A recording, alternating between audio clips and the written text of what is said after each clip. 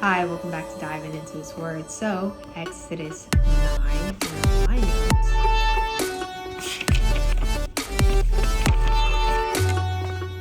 So, let's make this word make sense to us.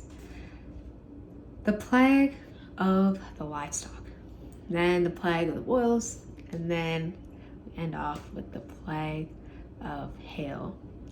And yet, Pharaoh did not let God's people go, even with those three plagues. Stubborn. Verse 1, then the Lord said to Moses, go to Pharaoh and say to him, this is what the Lord, the God of the Hebrews, says. Let my people go so that they may worship me. And then he goes on to proceed and say, if you don't let my people go, I'm going to kill your livestock and your people's livestock. But verse 4, he says that he's not going to touch the Israelites' livestock at all. Pharaoh says, okay, do what you want. So the Lord does. He kills all the Egyptians' livestock and does not touch the livestock of the Israelites. And then in verse 7, Pharaoh actually goes to the Israelites in Goshen just to check to see if any of their livestock died, and not even one died. And yet with that, he still had his heart hard. This leads us to the plague of the boils. The Lord ordered Moses to get soot from a furnace and bring it to Pharaoh, and then just like throw it up in the air, and then that soot turned into dust. And then that dust got into the Egyptian skin and turned the skin to have like little red pimples all over their body.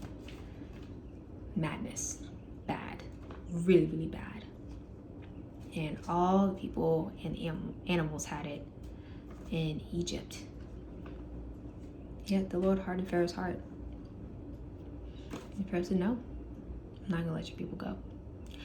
I do want to get into this before we move forward. Pharaoh,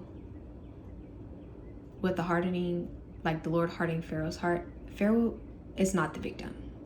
Like, Pharaoh did not fear God whatsoever. And so the fact that the Lord hardened Pharaoh's heart, it was to showcase God's power over Pharaoh and the Egyptians. But Pharaoh, he enslaved the Israelites for over 400 years, and he made them work all day, minimal amount of food, that kind of thing. So he's no victim whatsoever. In chapter 8, verse 15, and chapter 8, verse 32, Pharaoh hardened his heart. He hardened his heart. But I do also want to read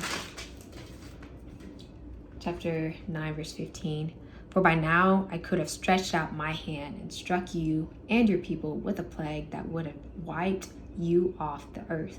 But I have raised you up for this very purpose, that I might show you my power and that my name might be proclaimed in all the earth. So he's saying that I could have destroyed you, but I want people to see that I'm in charge. No one else in charge but me. Like, I don't have competition. Like, you are no competition to me. I'm in charge. And I'll leave the websites down below so that you can see where I got most of this information. If you want to look more into it, you should. It's really interesting. So that leads us to the plague of the hail. Lord commands Moses and Aaron to go back to Pharaoh. And they do so, and they tell Pharaoh, because you're going to let my people go, I'm going to bring hail from the heavens, and it's going to destroy Egypt.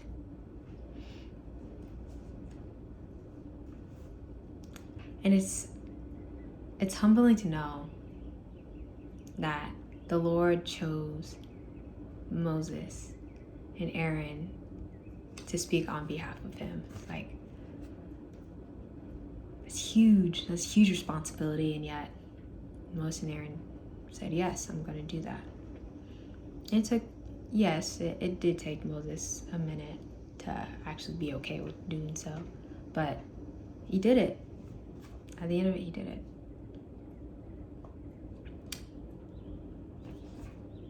So when Moses tells Pharaoh this, Pharaoh, unbothered, but his officials, they got their livestock and their slaves from their fields and then brought them inside, knowing that the Lord was going to bring hail down and it was going to be the worst thunderstorm. So they believed in the power of God because of those previous plagues. But a lot of people didn't, and Pharaoh didn't even do anything. So when the hail came down, the thunder came down, a lot of things were destroyed. And with that, though, verse 27, Pharaoh summoned unto Moses and Aaron. Like, he was in a rush. He said, I'm tired of this. I'm done. Like, this is not my thing. Like, if you just pray to God, to make this thunderstorm stop. And once it stops, I'll let you leave with the Israelites. Like, you can have them. But verse 30, Moses tells him, I know you don't fear God. I already know that you do not fear God, and that you won't let his people leave. But Moses prays, and the Lord stops the hail from coming down. And long and behold, Pharaoh said, oh, it stopped. Yeah, no, I'm not going to let God's people leave my presence. I'm not going to do it. Him and his officials, their hearts were hard again. So that leads us to chapter 10. We get into more plagues. Hope to see you there. All right. Bye.